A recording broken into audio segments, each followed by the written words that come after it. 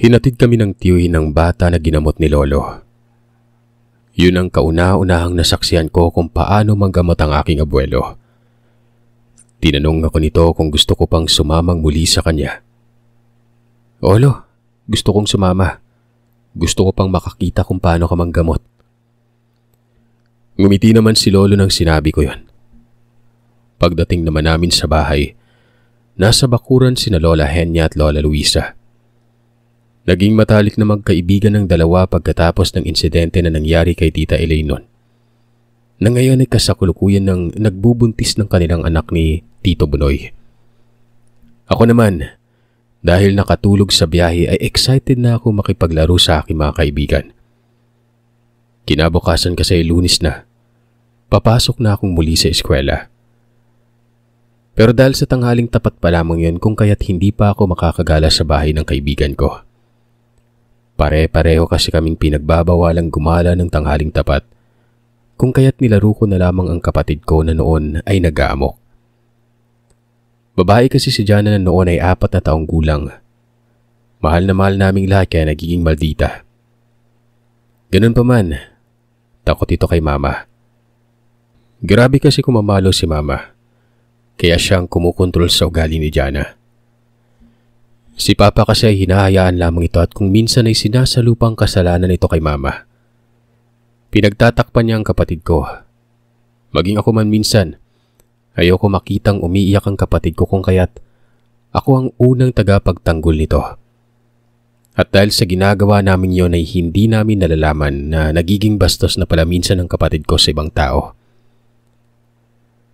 Isang araw, habang nakikipaglaro si Jana sa kapatid ng kaklase, hindi namin namalayan na nag-away na pala ang dalawang bata nun. Nalaman na lamang namin ang umiyak ng todo si Jana. Nasa eskwelahan kasi yun. Nagpatawag ng pagtitipon ng guro. At dahil sa abala ang lahat sa bahay kung kaya't dinala ito ni Mama sa paaralan. Malapit lang naman ang bahay namin sa paaralan, Sir Seth. Yun na nga, umiyak ng malakas si Jana na siyang ikinagulat naming lahat. Kaya kaagad ko itong nilapitan at tinanong kung anong nangyari. Maya-maya pa ay lumapit na rin si Mama. Itinuro ni Jana ang kapatid ng kaklase ko. Maliit lamang ito na bata. Babae din. Nang tingnan ko ito ng medyo galit ay doon din ito umiyak. Nang tinanong ko si Jana kung anong nangyari, yun pala ay ayaw ibigay ng batang laruan. Kaya't napakamot na lamang ako sa ulo nun. Ang kapatid naman ng kaklase ko ay itinago ang laruan niya sa likuran nito kung kaya't kinarga na ni Mama si Jana at naglakad na palayo. Ako naman ay hindi ko na lamang pinansin pa ang bata. Dali-dali na rin akong umalis kasama ang kaklase ko na kuya ng bata. Hindi nito inalo ang kapatid niya. Ayon sa kanya, napakamaldita rin umano ng kapatid niya kaya hayaan na siya. Wala naman na yun para sa akin. Siguro, dahil sa dalawa lang kaming magkapatid ni Jana kaya ayaw kong nasasaktan ito. Yung kaklase ko kasi 5 na sila magkakapatid at siya ang pangalawa. Kaya parang wala na sa kanyang pag-iyak din ng kapatid niya. Dahil sa pagpupulong ng mga magulang at guro kaya wala kaming pasok ng umagang yon. Ang ginawa naming magkaklase ay gumala. Niyaya ko pa ang ito na pumunta sa bahay para doon na kami maglaro. Habang naglalaro kami ng mga kaibigan ko at kaklase, dumating ang Mama kasama si Jana. Ay hindi tayo tapos ng pagpupulong. At yun na nga ay may mga bayarin sa paaralan. Mga proyekto yun na para maging maayos ang aming pag-aaral. Ilang saglit pa ay dumating ang nanay ng kaklase ko kasama ang kapatid nitong nakaaway ni Jana. At dahil nga bata ay siguro nakalimutan na nilang pag-aaway pero tinanong ng nanay ng kaklase ko ang anak nito kung si Jana bang nakaaway kanina. Tumango naman ang bata. Humingi si Mama ng pasensya sa ginang at inutusan si Jana na mag-sorry sa bata nun. Nag-sorry naman ang kapatid ko. Binigyan niya pa ito ng biskwit at tinanggap naman ng bata at pinabuksan sa kanyang ina. Nang mabuksan nitong biskwit, takang-taka kami na imbis ang bata ang unang kumain sa biskwit na yon. Mas nauna pa ang ginang na kumagat dito. Pagkatapos ay ngumisi habang lumilingon kay Jana. Ibinigay na nito sa anak ang biskwit. Kinain naman ito ng bata ng walang ano-ano. Pero ang ina nito, hindi ko mawari kung ano ang ibig ipahiwatig ng ngisi na yon. Ganon pa man ay iba ang pakiramdam ko sa inasal ng ginang kanina. Pero dahil bata pa lamang ako noon, hindi ko na lamang pinansin pa ito. Patuloy akong nakipaglaro sa mga kaibigan ko. Pero ang kaklase ko na kapatid ng bata, umuwi na kasamang kanyang ina. At dahil napagod sa kakalaro kong kaya't mabilis akong nakatulog pagkatapos ng aming pananghalian. Pagkagising ko naman, nakita ko si mama na may bitbit na bimpo at animoy nag-aalala. Anong nangyari, ma? Inosenteng tanong ko. Sumagot naman ito na nilalagnat umano si Jana. Maliban sa nilalagnat ay nagsusuka pa ito. Nag-aalala ako sa kapatid ko kung kaya't dali-dali ko itong pinuntahan sa silid. Muli ay nakita ko itong nagsususuka. Naisip ko na hindi na tamang nakikita ko noon. Tiningnan ko ang dulo ng mga daliri nito. Nakita ko ang dulo na bahagi ng kuko niyang nagkukulay ubi na. Dahil doon ay dali-dali akong tumakbo papunta sa pwesto ng tindahan namin. Pagdating ko doon, nakita ko si Lolo at Papa. May kausap pa mga ito na tao. Dali-dali akong lumapit at tinawag si Lolo. Nakita naman ako kaganito kung kaya't kaagad itong lumapit. Lo, uwi ka muna. Tingnan mo si Jana. Bakit? Anong nangyari sa kapatid mo? Sinabi ko namang nilalagnat yun. Nagsususuka. Si nanay at lolo ang nagbabantay sa kanya.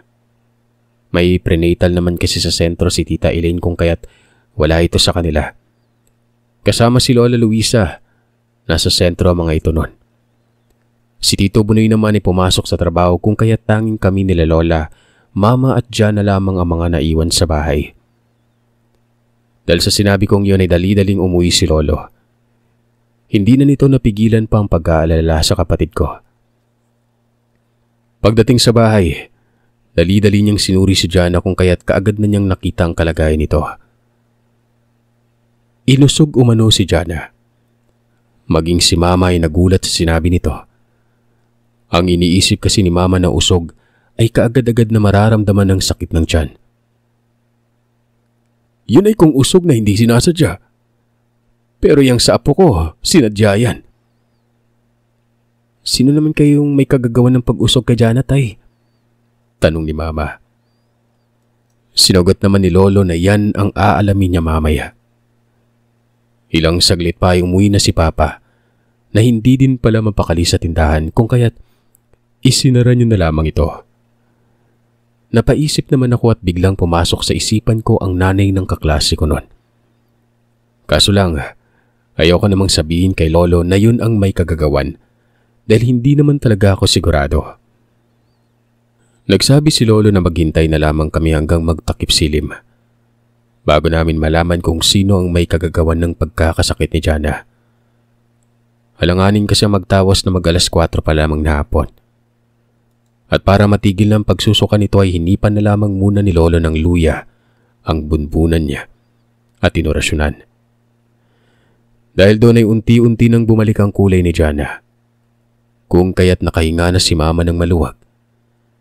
Ganun pa man ay kailangan pa ring malaman ni Lolo kung ano ang nangyari sa kapatid ko. Alas 6 ng hapon. Nagsiga si Lolo at nilagyan niya ng kamangyan at insenso. Nilagyan niya rito ng palaspas. Pagkatapos ay gumupit ito ng ilang hibla ng buhok ni Jana. Inihalo niya yun sa kanyang siga at nang maabo na ang mga sangkap, ay nilagyan niya yun ng langis. Pagkatapos ay pinatakan niya ng likido na galing sa kandila, kung saan unti-unting nakabuo ng hugis ang mga abo at patak ng kandila na yon. Naging hugis ito ng 2 bata na babae. Animoy hugis na nag-aaway at sa hindi kalayuan ay ang hugis ng isang ginang na babae na nakatingin sa kanila. Doon na nagtanong si Lolo kung saan ni Mama dinala si Jana. Sumagot naman si Mama na, "Diyan lang sa eskwelahan, tay. Kasi nga nagtawag ng pagpupulong yung mga guro. Kaya dinala ko si Jana." Kasunod nito ay ang pagtatanong kung nasaan si Mama nang magkaroon ng kaaway si Jana. At doon na ako sumagot ng naroroon sa silid ng aking paaralan, kausap ang aking guro. Nandun naman ako sa labas.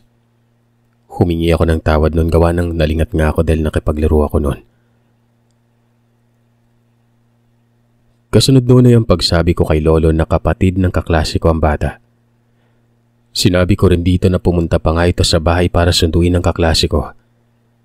Binigyan pa ni Jana ng biskwit kaya ang buong akala namin ay wala ng problema. "Tsaka away bata yun, tay." "Yun nga eh. Away bata pero tingnan mo ang ginawa ng magulang. Tingin mo'y kinonsidera niya bang bata ang nag-away?"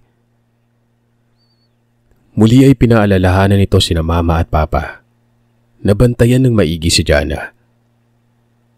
"At kung maaari, Arthur, huwag mong masyadong hinahayaan ang pagsusuplada ng anak mo.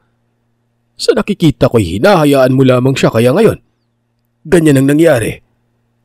Huwag mong hintayin na may mas malala pa dyan bago ka gumawa ng akbang." Hindi naman nakaimik si Papa noon. Hindi kasi ito sumasagot kina Lolo at Lola kapag pinapagalitan siya ng mga ito. Bagay na natutunan ko sa kanila. Ang buong akala namin ay hanggang doon lang ang paggambala ng nilalang kay Jana. Hindi pala. Dahil nang sumapit ang 10:00 ng gabi, ibang klaseng huni ng ayop ang aming narinig. Magkahalong gigil at galit ang paghuni ng nilalang. "Aba, galit na galit ang demonyo!" Narinig kong wika ni Lolo sa kabilang kwarto. Pero tila ba hindi na si Jana ang pakay nito dahil lumihis ang pagtunog ng huni nito. Napamura pa si Lolo dahil tila ba ang buntis na si Tita Elaine na ang pinagdidiskitan niya. Dahil doon, lumabas si Lolo para pigilan ang nilalang sa kung anumang binabalak nito kay Tita Elaine at sa pinagbubuntis nito. Rinig pa rin namin ang paghuni ng nilalang at mas lalo pa itong humihina na ang ibig sabihin ay mas lalo na itong lumalapit. Ilang minuto pang lumipas at tumahimik ng paligid nun. Pero mabigat ang aura sa labas ng bahay. Nahalata talagang may hindi mabuting nilalang ang nasa paligid. Ilang sandali pa ay narinig na namin ang malakas na pagpagaspas ng pakpak. Mahina pero tila ba nasasaktan ng nilalang. Mahahalata sa huni na pilit itong lumalayo. Pero tila ba naipit ito sa isang patibong kaya hindi ito makaalis-alis nun. Ilang saglit pa, narinig namin ang pagbukas ng pintuan ng bahay nila Tito Bonoy. Kasunod nito ay ang kanyang pagsalita at narinig naman namin ang sagot ni Lolo. Nahuli na palang nilalang na yon. Naglagay ng patibong itong si Tito Bonoy. Ayon kay Lolo ay nagdasal siya para manghina ang nilalang. Nang pabagsak na ito sa bubong, ay doon naman nakita ni Lolo ang lambat na nakalapat sa bubong kaya napabilib ito kay Tito Bonoy. Dahil doon ay nahuli nila ng buhay ang nilalang. Hinayaan na lamang muna na ito na nakalambitin sa lambat na noon ay nakasabit sa sanga ng punong mangga na nasa bakuran namin. Nang magising ako kinabukasan, hindi ko na inabutan pang nilalang. Ayon kay Lolo ay maaga pa nila itong niligpit kung kaya't hindi ko na ito nakita pa. Tinanong ko naman sa kanya kung anong ginawa nila sa nilalang. Ayaw naman sumagot ni Lolo, kaya wala na akong nagawa pa nun.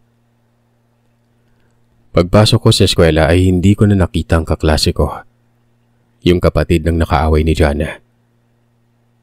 Naisip ko naman na baka hindi ito pinapasok ng kanyang ina. Sumapit na lamang ang Biyernes noon, pero wala pa rin ito. Nakapagtataka dahil hindi man lamang ito hinahanap ng aming guro sa klase. Ganon din ang aming mga kaklase. Tinanong ko ang kaklase ko na si Jerome kung nasaan si Anthony. Silang dalawa kasi ang madalas na magkasama sa eskwela. Pero takang-taka ito kung sino ang hinahanap ko noon. Ang sabi pa nito ay wala naman kaming kaklase na Anthony ang pangalan, kaya mas lalo akong naguluhan sa kanyang sinabi. Pag-uwi ko sa bahay ay hindi ako mapakali, kung kaya't tinanong ko si Mama. Sinagot naman ako nito nang hindi niya maipapaliwanag kaya mas mainam na si Lolo ang tanungin ko pagdating sa ganong klase. Hinintay ko ang pag-uwi ni Lolo at Papa noon. Kinagabihan habang naghahapunan. Kinuwento ko kay Lolo ang nangyari sa eskwela na hindi na alala ng mga kaklase ko si Anthony. Maging yung guro namin. Hindi man lamang nito hinanap ang kaklase ko kahit na 1 linggo nang hindi pumapasok sa eskwela.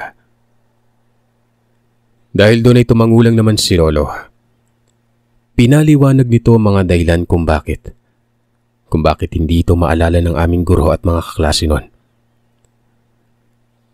Kasama yon sa mga kayang gawin ng mga may alam sa lihim na karunungan. Ang burahin ng kanilang presensya sa alaala ng mga tao na nasa paligid at sa mga nakakakilala sa kanila. Kahit papano'y naintindihan ko na kung bakit nila nakalimutan si Anthony noon. Dahil sa hindi ko siya nakalimutan, ako ang pinakahuling tao na kasama niya bago siya tuluyang naglaho. Ipinaliwanag rin sa akin ni Lolo na totoong aswang ang nanay ni Anthony at hindi ito tuluyang namatay ng araw, kundi pinahina lamang ni Lolo ang kakayahan. Dahilan para magkasakit ito para mamatay lamang sa natural na paraan. Nakakalungkot nang malaman ko yun, pero wala naman ako magagawa pa. Nangyari nang hindi dapat mangyari. Mabilis na lumipas sa mga araw. Sabado, nasa tindahan ako. Sumama ako kina Lolo at Lola. Katatapos lamang ng aming pananghalian at kasalukuyan kaming nagpapahinga nang may dumating na isang lalaki noon. Halata sa itsura nito ang pagod at puyat. Ayon dito, namumroblema ito sa kanyang anak na 1 linggo nang nagkakasakit at ilang araw na siyang naghahanap ng magaling na manggagamot dahil pabalik-balik sila sa ospital at wala naman umanong nangyayari. May nakapagpayo sa kanila na ipatingin ito sa albularyo, pero wala naman itong alam na magaling na albularyo. Hanggang sa may nakapagturo sa kanya kay Lolo. Tinanong naman ako ni Lolo kung gusto ko bang sumama. Umuo ako, kung kaya't saglit muna kaming umuwi noon para kumuha ng mga gamit ni Lolo at makapagpalit ng damit bago umalis. Binigyan naman ako ng pera ni Mama para pangbaon namin sa lugar. Baka daw kasi magutom kami ni Lolo. Mainam nang may mahuhugot ako at mabibili. Nang makarating kami sa lugar ay sinabi ni Lolo na naaalala niya ang dati nilang tinitiran nang pinagbubuntis pa lamang ako ni Mama.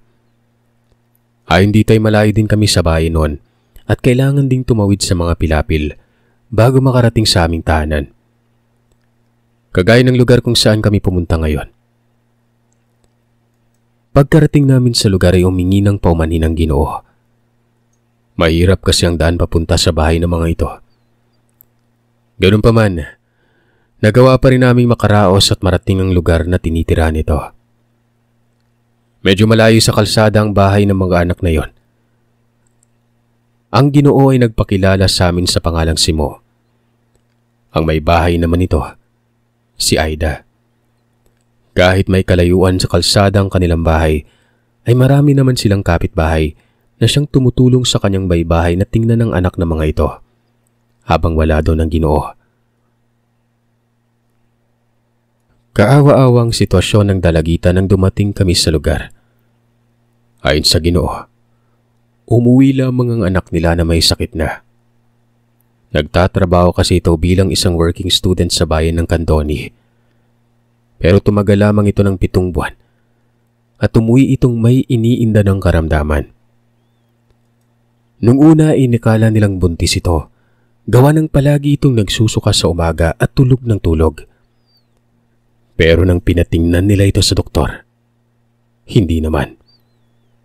Hindi tayo may infeksyon siya sa tiyan kung kaya't niresetahan ito ng 3 klase ng gamot. Yun nga lang talaga, ilang araw nang nakaraan ay wala pa ring pinagbago. At ang mas malala pa ay ng hina ng dalagita. Nagpapatali din ito sa kanyang ama dahil ayaw nitong makawala o makalabas sa kanyang silid. Ayaw din ito ng sikat ng araw. Ayon dito ay nasusunog ang kanyang balat. Dahil sa sinabi nito ay nilapitan ni Lolo ang dalagita. Nakita niya yung naglalaway. Hindi niya lamang ito pinansin. Inilapat ni Lolo ang kanyang 2 daliri sa pulso ng dalagita. At doon niya sinabi na hindi ordinaryong sakit ang nararamdaman ng dalagitang yon. Matanong kita, Simo, nakalabas na ba siya sa pamamahay ninyo ng gabi? O may nakita kayong nakagawa siya ng hindi kaaya-ayang mga bagay? Tanong ni Lolo. Hindi po siya lumalabas ng kanyang silid, Manong. Lalo nang ayaw niyang pabuksan ang bintana. Siya po mismo yung nagsabi sa akin na lagyan ng trangka yung bintana mula sa labas Sagot naman ng Ginoo. Ayon dito ay takot ang dalagita sa maraming bagay. Lalo na ng tubig at asin. Tatapatin kita, Simo. Nayanggaw ang anak mo.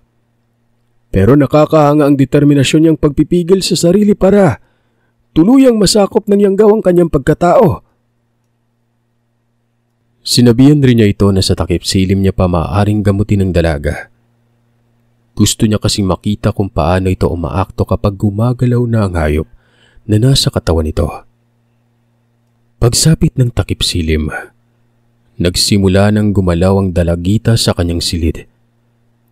Naririnig na namin ang mga mahihinang pag-ungol niya na may halong pag-angil kung kaya't nag-usal si Lolo ng orasyon. Ibinato sa hangin. Mas bumilis pa ang paggalaw nito at umangil ng malakas kaya nilapitan na ito ni Lolo. Ako naman sa gusto ko makita ang itsura ng isang yanggaw ay sumunod na rin ako kay Lolo sa pagpunta nito sa silid ng dalagita. At doon, nakita ko kung paano ito naging agresibo. Muling umusal ng dasal si Lolo sa palad at inilapat sa noo ng dalaga. Nang hina ito, doon niya inutusan si Mang Semo na buhatin na ito at higa sa papag. Nang nakahiga ng dalagita, kumuha si Lolo ng kanyang sangkap ng kanyang pangsuob dito. At kagaya ng madalas niyang ginagawa, ay ginamit niyang abo ng mga sangkap sa pagsiga sa kanyang pagtatawas. Ang nakita sa tawas, isang babae na madalas siyang binibigyan ng inumin. At doon sa inumin na yon, idinaan ang pangyanggaw sa dalagita. Napamura si Mang Simo dahil kilala niya ang babae na yon. Walang iba kundi ang ninang ng kanyang anak na siyang nagdala dito sa lugar kung saan ito nagtatrabaho. Dahil tiwala sila sa ginang ay hinayaan nilang sumama ang kanilang anak nun. Hindi nila inakala na ito pala magpapahamak sa kanilang anak at maging dahilan para masira ang buhay nito. Kinausap ni Lolo si Mang Simo na matatagalan bago bumalik ang katawan ng kanyang anak sa dati. Pinipigilan niyang sarili na pumatay at kumain ng hilaw na karne. Nakikita kong ang kanyang lamang loob ang unti-unting kinakain ng nilalang. Pagpapaliwanag ni Lolo sa Ginoo noon. Ilang saglit lang, nagsalita ang dalagita. Nagmamakaawa ito na palayain na umano siya sa ganong sitwasyon. Tumango naman si Lolo at nagsimula na itong gumawa ng timpla ng gamot. Tubig na may halong langis at hilaw na itlog. Sinabihan niya ang dalagitang lunukin ito ng mabilisan. Sinunod niya yon Ininom at ilang sandali lamang ang lumipas ay nagsimula na itong dumuwal na nasusuka. Kung kaya't mabilis naman na sinalo ni Lolo gamit ang isang malaking batya. Puro tubig at laway lamang ang isinuka nun. Hanggang sa ilang sandali pa ay may isang malaking bagay na ang sumunod na inluwa nito. Yun ay walang iba kundi ang isang butiki na siyang nagpamura kay Lolo. Alam niyang kung nagpagamit ang dalagita sa nilalang na yon, ay magiging isa itong mapanganib na uri ng aswang. Mabuti na lamang at matibay ang pananampalataya ng dalagita. Dahil kung hindi, nadaig na ng nilalang ang kaluluwa niya. Dali-daling nag-usal si Lolo ng panglinis sa kaluluwa ng dalagita. Ginawa niyang lahat ng kanyang makakaya, mailigtas lamang ito sa kapahamakan. Makalipas sa mahigit isang oras, unti-unting naging maliwanag ang mukha ng dalaga.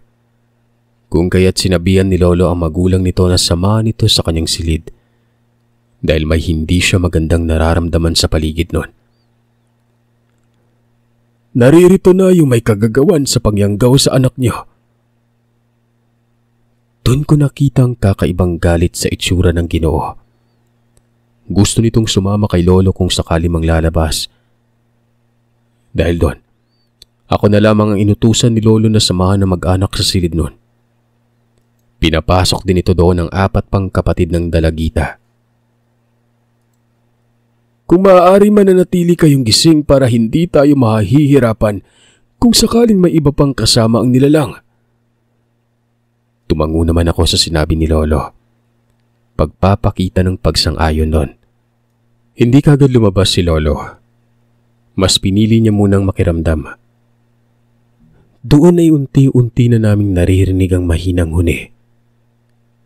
Gigil na gigil at galit na galit ang huni na yon.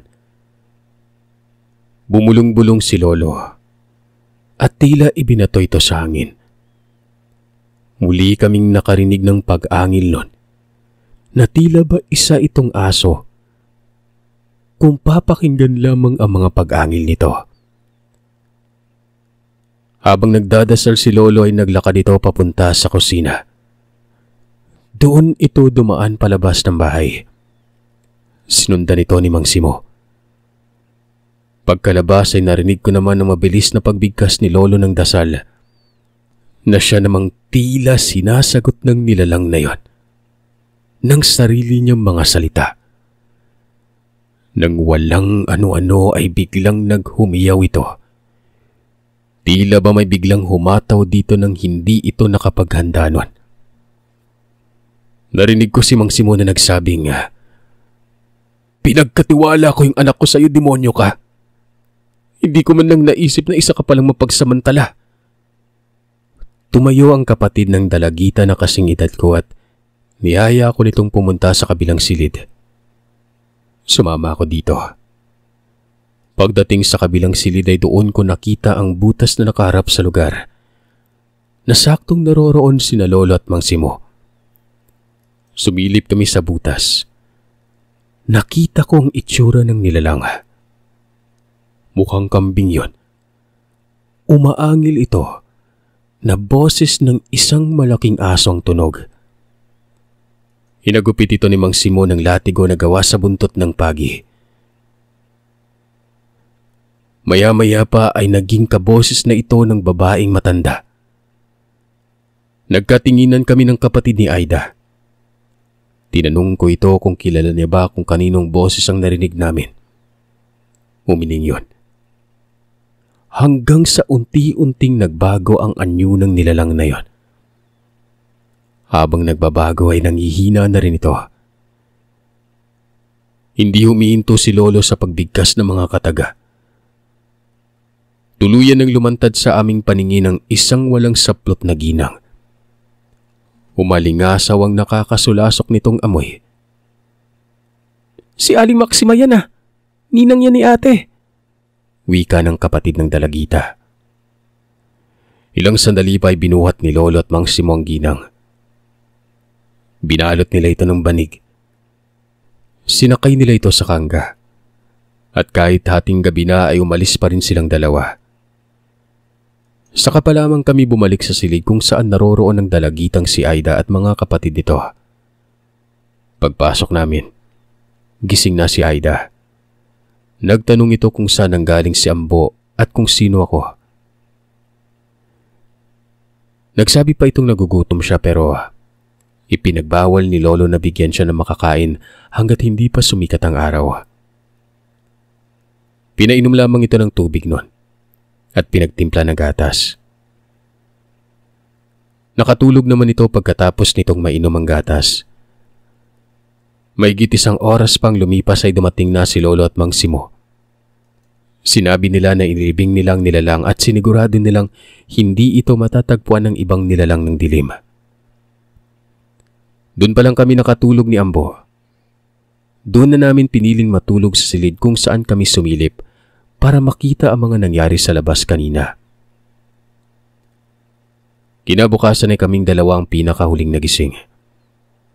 Paglabas namin, nakita na namin si Aida na sinusuklayan ng kanyang ina. Nakapaligo na rin ito at nakakain na rin sa wakas.